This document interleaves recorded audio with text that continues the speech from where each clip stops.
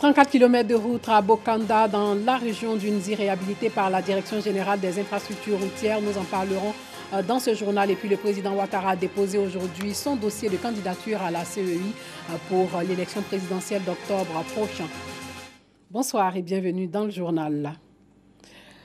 Je le disais tout à l'heure dans le titre que le président Ouattara a déposé aujourd'hui son dossier de candidature à l'élection présidentielle d'octobre prochain auprès de la commission électorale indépendante CEI. Le candidat du RHDP a été investi samedi lors d'une convention de sa formation politique. Et puis des panels pour des élections apaisées initiés par le réseau ivoirien des leaders avec le soutien de la Fondation Friedrich Ebert à Bouaké, autorités administratives et sécuritaires, leaders de jeunesse, guides religieux, responsables d'associations réfléchissent sur le thème élection présidentielle ivoirienne de 2020, contribution des différents acteurs pour amorcer des élections libres, apaisées et respectueuses des droits humains. Le reportage de Soro Corona.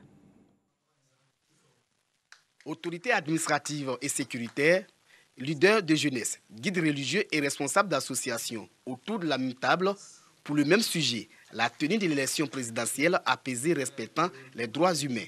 C'est la contribution du réseau ivoirien des leaders avec la collaboration de la Fondation Friedrich Ebert pour un climat apaisé avant, pendant et après les élections à venir. Nous estimons que notre climat politique en ce moment est plus ou moins tendu. Il est important pour nous, en tant qu'organisation de jeunesse, en appelant tous les acteurs politiques, les acteurs de la société civile également, pour qu'ils puissent se parler tout simplement, afin donc d'avoir des élections apaisées. Ce réseau-là a pour ambition d'aider à la pacification par la discussion, par le dialogue politique envers les jeunes. Plusieurs panels ont tourné autour du thème « Élection présidentielle ivoirienne de 2020 ». Contribution des différents acteurs pour amorcer des élections libres, apaisées et respectueuses des droits humains. Notre contribution avant les élections sera de sensibiliser les populations, les mobiliser autour de l'ordre social, autour de la paix sociale. Nous demandons à la population d'aller voter en tant que citoyen, dans la paix, sans violence. Nous avons créé ce qu'on appelle un cadre d'échange avec les organisations de jeunesse pour sensibiliser et inviter ces leaders à être des acteurs de paix, à être des acteurs de cohésion sociale. Le réseau ivoirien des leaders est une organisation de la société civile qui s'assigne pour mission de contribuer au progrès de la démocratie en Côte d'Ivoire. Malgré les avancées dans l'administration publique en Côte d'Ivoire, plusieurs défis et attentes des populations restent à relever et à satisfaire, d'où l'importance d'accélérer le rythme des progrès et renforcer l'efficacité et l'efficience. En 2014, 2015 et 2018, la Côte d'Ivoire a marqué sa présence dans le top 10 des pays les plus réformateurs au monde. Le pays le doit à un bon fonctionnement des marchés et à une allocation optimale des ressources au service de l'intérêt général. Les autorités, pour poursuivre cet élan, ont créé le Programme national d'appui aux réformes institutionnelles et à la modernisation de l'État, PRIM. Sa mission, renforcer le fonctionnement des institutions démocratiques, entrevoir la création de richesses par le privé, participer à l'amélioration de l'efficacité de la dépense publique et veiller sur la qualité du service public. En vue de créer une meilleure synergie pour la réussite du programme, l'heure est à la mise en place d'une cartographie et d'un cadre commun de résultats pour parfaire la modernisation des services publics de l'État. On avait fait déjà un atelier à Abidjan. Celui-ci porte sur la présentation des résultats d'une étude qui parle de la perception du citoyen sur les grandes réformes qui ont été entreprises par l'État. Ça va nous amener à réfléchir sur quelle stratégie justement déployer pour que d'abord les populations connaissent les programmes, les réformes qui sont en cours. Cet atelier portera justement sur l'établissement du cadre commun qui est dans une carte, ce qu'on appelle la cartographie des programmes qui a été développée. Et donc on va présenter cette cartographie. La rencontre de Yamoussoukro marque un départ nouveau. Lorsque le processus de modernisation est lancé et c'est quelque chose de permanent, c'est pour mieux répondre aux besoins des citoyens en mettant à leur disposition des services publics adaptés à leurs besoins et accessibles également. Le programme national d'appui aux réformes institutionnelles et à la modernisation de l'État bénéficie du soutien du programme des Nations Unies pour le développement PNUD. Réhabilitation de 34 km de route à Bokanda dans la région d'Unzi. Les usagers de la voie reliant Bokanda à Dimbokro vivent un calvaire depuis quelque temps déjà. Nids de poules, crevasses sont à l'origine de nombreuses pannes de voitures qui circulent sur cette voie. Les travaux sont effectués par la Direction générale des infrastructures routières. Parade improvisée des conducteurs de mototaxi. Place du marché. Nous sommes à Bégansou, chef-lieu de sous-préfecture dans le département de Bokanda. Les conducteurs de mototaxi expriment à leur façon leur reconnaissance aux responsables de la région d'Unzi, de la Direction générale des infrastructures routières. Heureux surtout de l'état actuel du tronçon Broa-Ousoukro-Bégansou, tronçon sur lequel rouler aujourd'hui est un véritable plaisir.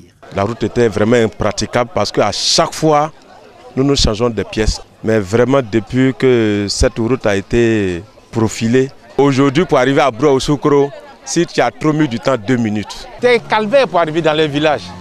Et maintenant, en 2 minutes, il parcourt les 5 km, il est distancé du village de Broa-Ousoukro. Il a fallu faire un rechargement en continu sur toute la longueur de la route, traiter tous les points critiques pour qu'en toute saison, les véhicules puissent passer. Ce sont des travaux en urgence qui y ont été effectués par la Direction générale des infrastructures routières dans la région d'Unzi. Jusqu'au fleuve Nzi, à partir de Bégansou, la route est en train d'être refaite.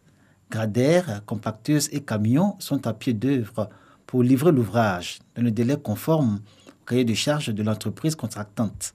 Les villages qui ont ce tronçon en partage ont une claire idée des bénéfices que leur offre leur route quand elles sont en bon état. Ça fait 5 ans que je travaille au centre de santé urbain du village de Bégansou. Notre route est vraiment très bien faite et aujourd'hui je peux passer la 5e.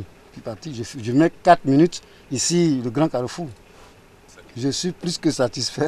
Le reprofilage de la voie Broa-Ousoukro, Bengassou, Asikakayabo jusqu'au fleuve Nzi, distant de 33 km, vraiment a été une doléance des populations. Pratiquement une vingtaine de villages de la sous-préfecture qui se trouvent sur ce axe-là. Comme impact, un impact positif dans un premier temps. Parce qu'on se rend compte que les populations peuvent regagner facilement la sous-préfecture, le département de Bokanda et autres. Le commerce se développe aussi. De Bengassou à Broa-Ousoukro dans le département de Bokanda jusqu'à Ebimelossou, département de Dimbokro, également bénéficiaire des travaux en mode régie, la joie des populations et des usagers de ces routes est perceptible. Dans ces localités, on laisse entendre que les travaux de réhabilitation des routes entreprises par la Direction générale des infrastructures routières et la réalisation de la promesse du président de la République, Alassane Ouattara, lors de sa visite d'État dans la région d'Unzi. Les populations, dans un élan de confiance permanente, attendent beaucoup de ces actions en termes de bien-être et de progrès. Quand je vois la route là, je suis content. Je veux qu'ils n'ont qu'à arranger mon village. Plus de l'eau, on n'a pas l'eau. On va chercher le Joucan là-bas. En brousse là-bas, pompe est gâtée, on n'a pas pompe. Dans le cadre de nos missions de suivi de l'action gouvernementale, de temps en temps, les parlementaires sont sur le terrain pour attirer l'attention du gouvernement sur un certain nombre de faits pour que tous ces éléments-là remontent. Et ce signal que le président de la République donne aux populations d'Unzi est un signal fort. Et c'est pourquoi nous sommes heureux, les populations sont heureuses. Dans la région d'Unzi, il y a les travaux de réhabilitation des routes en mode régie. Il y a aussi ceux de la nationale reliant Bokanda et Dimbokro, une route longue de 50 km.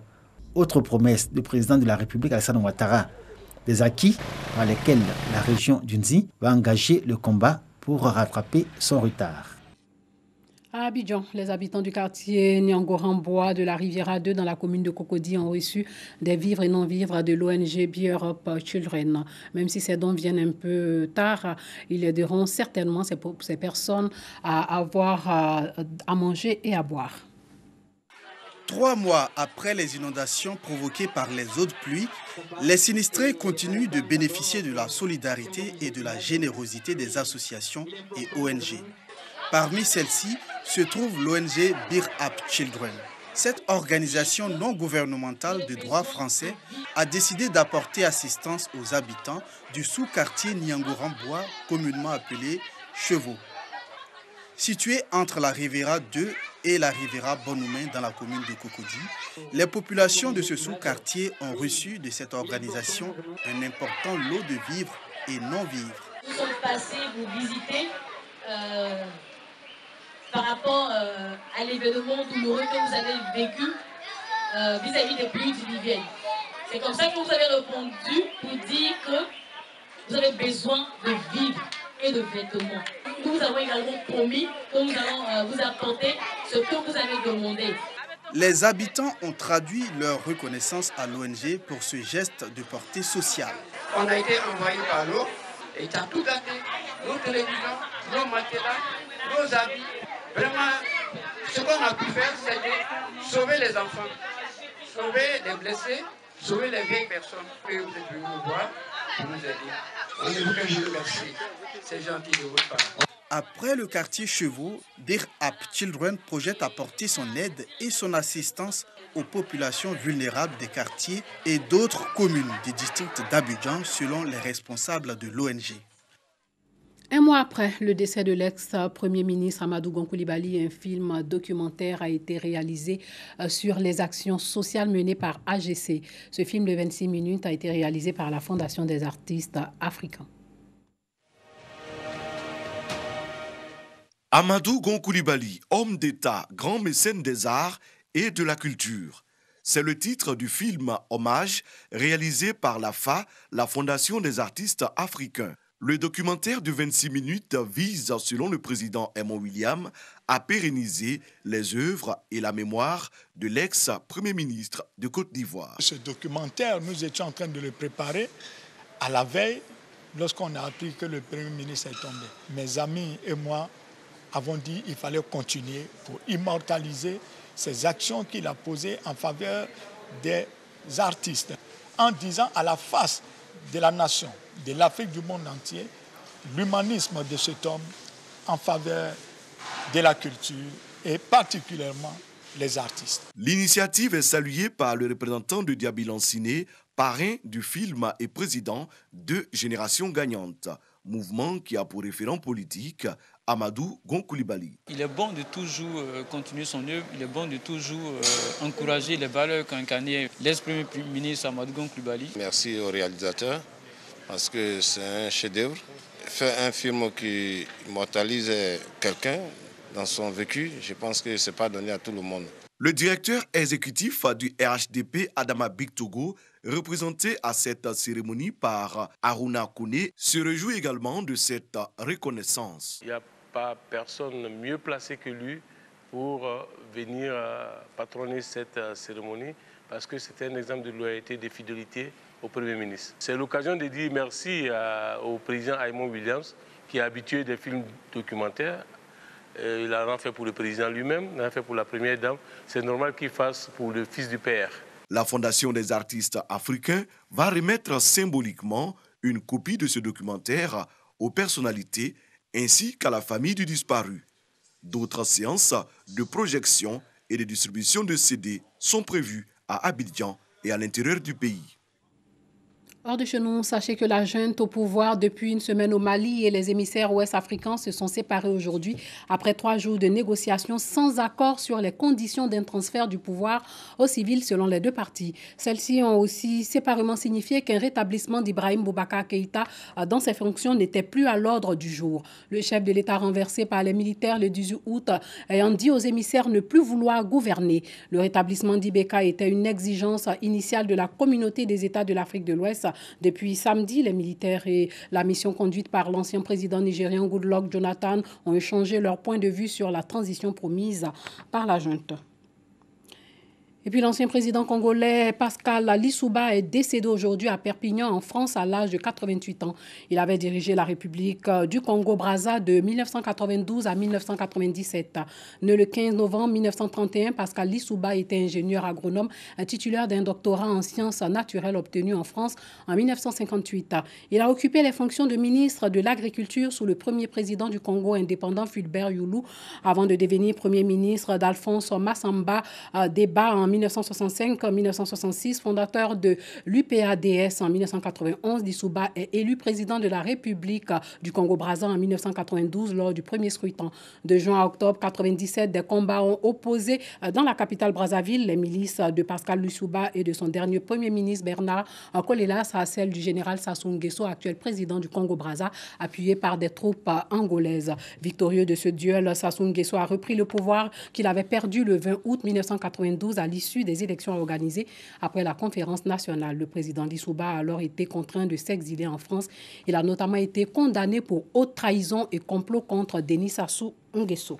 Et pour finir, sachez qu'aux Philippines, au moins 14 personnes ont été tuées et 75 autres blessées dans un double attentat aujourd'hui sur l'île de Jolo, le bastion de l'organisation djihadiste Abu Sayyaf dans le sud du pays. Une bombe artisanale accrochée à une moto serait responsable de la déflagration. L'explosion a blessé 16 militaires et une vingtaine de civils. L'île de Jolo est le bastion du groupe islamiste Abu Sayyaf, considéré comme une organisation terroriste par Washington. Il s'est scindé en plusieurs factions dont certaines ont prêté allégeance à l'organisation État islamique.